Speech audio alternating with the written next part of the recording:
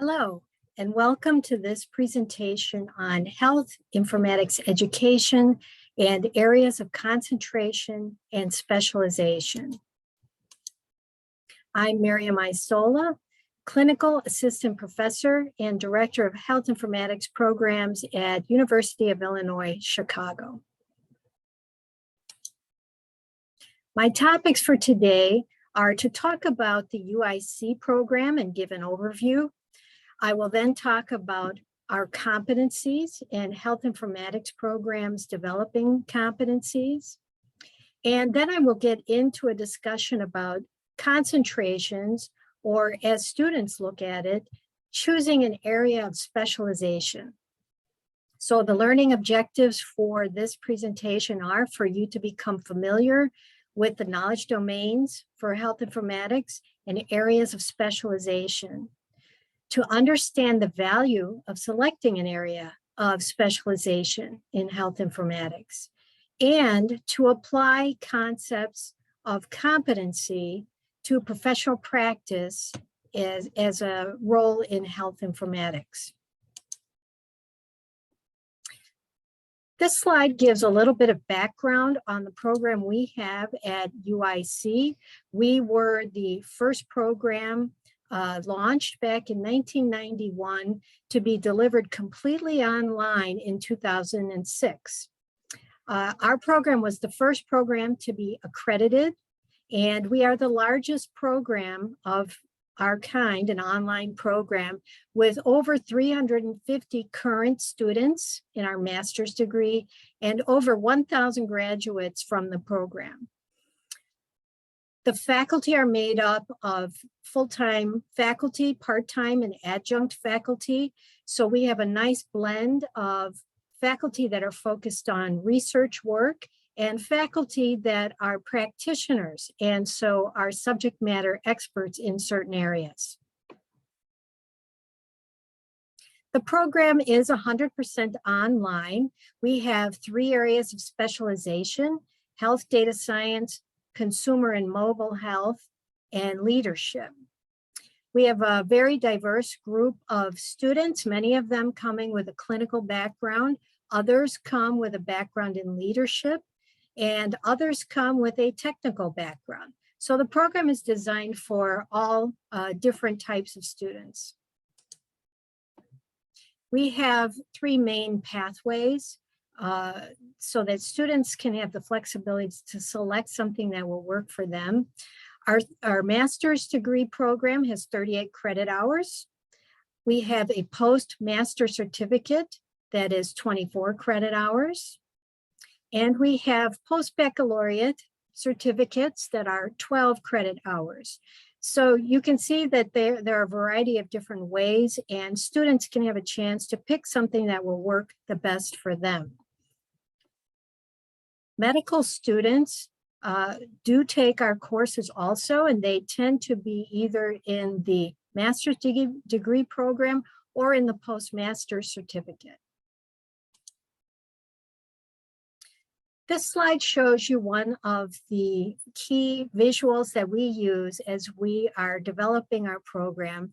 These are the knowledge domains, 10 knowledge domains in health informatics that were developed by AMIA, American Medical Informatics Association. So we have 3 main domains: health, information science and technology, and social and behavioral science. So those are the 3 big circles here. And then they overlap to create additional areas of knowledge domains. And underlying them all are the 3 domains related to professionalism, collaborative practice, and leadership. So our program covers all of these 10 knowledge domains. What we talk about is the program teaches students to be competent in all of those 10 knowledge domains. So what is competent? The way we look at competent is competency is a combination of knowledge, skills, and professional attitudes. So students learn all of these to be competent. And these visuals are a real nice way of looking at competency, and you can see where it falls on the continuum here, somewhere in the middle. So if you're competent, you can solve new problems, you have conceptual understanding, and you can be involved in active decision-making. But you can see that you're not an expert yet. And this is another way of looking at it. As we look at students that come into our master's program for 2 years, it takes them 2 years of getting the master's degree to become competent. But beyond that, there are a number of years left of them to continue developing professionally to reach the area of being an expert. And this visual shows that it may take up as much as 10 years to reach a point of what you might call expertise. So here is the next step after the 10 knowledge domains. Our program developed a list of competencies. All the programs develop their own list of competencies, how they are going to meet the 10 knowledge domains. So over here, this is our list of 17 competencies for our program. So upon graduation, students will have met these competencies. They will have knowledge of health, information science and technology, and social and behavioral science. They will apply or have skills in these areas. They will be able to do these things. And they will have a commitment to professional practice, professional development, ethical and legal principles for health informatics. That's what all of these 17 things will do, and students will come out and be able to demonstrate this. And what we have done is to combine knowledge, skills, all the way up to the top of this pyramid here, where they not only know about things, but they have done things. And that is what takes us to the point of competency. In developing a curriculum, we start off with our core curriculum and our program competencies, which we've just discussed. The next layer on top of that is to start looking at specialization and look at some areas of concentration. And this can involve the electives that you have in your program. And the top starts to get into another layer, high impact practices, which I'm not going to talk about today. So let's talk a little bit more about specialization and concentrations. Many programs have tracks or concentrations or certificates. These are some of the areas in which they have specialization: clinical, health policy and management, public health area, user experience. A very common one these days, we see programs developing data analytics as a specialization, and population health. So there can be any number of specializations and concentrations in a program. They're all different.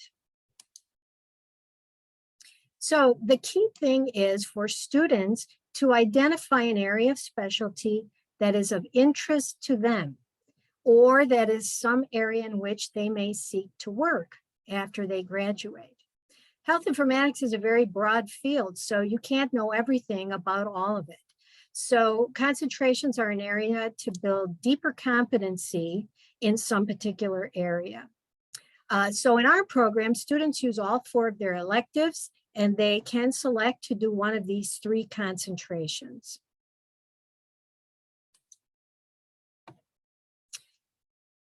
We talk about programs having their own self-identity. All the programs are a little bit different. And so you need to think about what type of a program you are. And that will suggest what areas of concentration you may want to offer your students. This is a visual of the continuum going all the way from bioinformatics on up to public health informatics and focus on populations. So right here is where we have self-identified in between clinical informatics and public health informatics. This is the type of program we have. So I think it's helpful to know this about your program, and then that gives you a clue as to what kind of specializations you will have. So what else did we do to decide what the concentrations will be? We did some market research. So we looked at some of the other programs. What are other accredited programs offering? We looked at industry trends. So after we have spent a lot of effort installing clinical systems, the next step was logically to begin using the data. So health data science became a very logical area of specialization for us. So we also looked at the curriculum and our faculty. Where do we have depth? What is logical for us to focus on given our own program self-identity? Down below is some detail on how we developed some of the details in each of our competencies. So I'm not going to go into detail on them, but you will see what we came up with as far as the list of skills in each specialization area later in the presentation. Here's another way of looking at our concentrations, and you can see the courses that students may select underneath each one of them.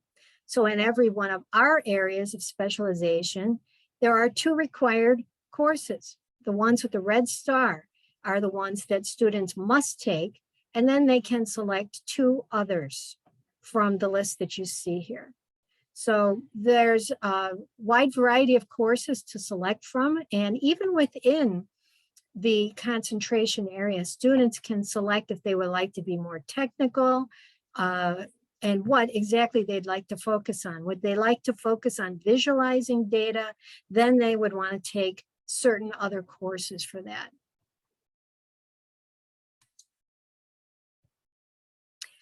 This is kind of a complicated slide, but it's just another way of showing how this all links back to what we said in the beginning about competencies. These are the concentration areas, and each one of them has 4 domain areas. The orange one, essentials, appears in all of them. And here is the foundation for that particular area. The others all map back to some of the competencies. So something from that list of 17 that I shared with you earlier, it all maps back to this. So within the concentrations, you can see where it takes you to an even deeper level of competency in the concentration area. On this slide, it shows you how it all comes together in terms of the path to specializations at the program level and at the course level. We have the knowledge domains. They lead to competencies that we define, and we use those to take students all the way from knows all the way up to does at the top of the pyramid. Then once you get into the course level, you start seeing what are the specific skills in these domains that will lead to deeper competencies. So this part at the end, at the bottom right-hand corner, is an example of the list that we ended up with. 50 skills that students will have if they get the health data science specialization. And this is a bigger version of that. It's a lot of words, and I'm not going to cover all of these words, but I've highlighted a few in red so that you have some examples until you have a chance to take a closer look at these. So we will teach, and students will demonstrate that they know how to analyze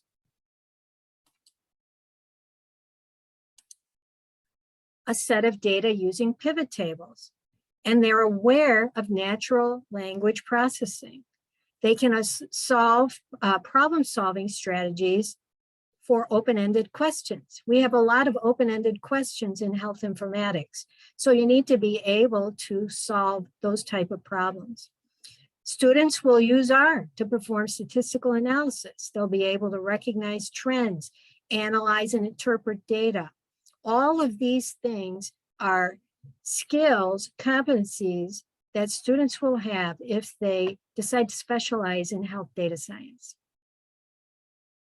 So we have a similar list for the other concentrations. And I'm sure that this slide deck will be made available to you so that you can look at them in more detail.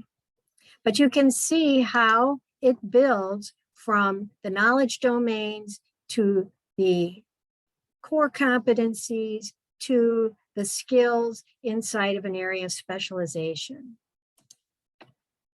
And finally, what we're doing is trying to prepare a qualified, competent workforce, people that have the ability to work on health informatics teams, on health informatics projects. So they might work for any number of employers. Here's some examples. A lot of times students think they're going to be working in a hospital or in a clinic, and they may, but there are other options as well. And these are some of the options. Drug development companies or pharmaceutical companies, they may work at consulting firms. They may be on the insurance side and the payers, or they may be working at a technology vendor, such as Epic, or somebody that does electronic health records or other advanced clinical systems.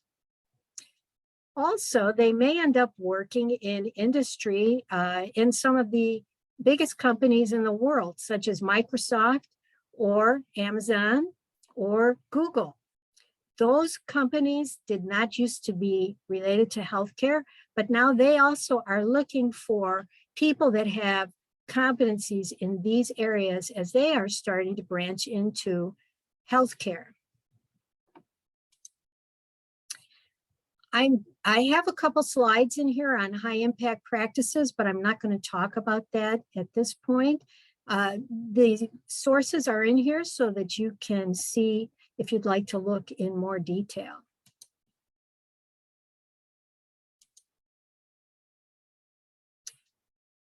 So I hope this helps you to understand how you might select an area of specialization and how it can be of benefit to you in practice as you move along in your careers in health informatics.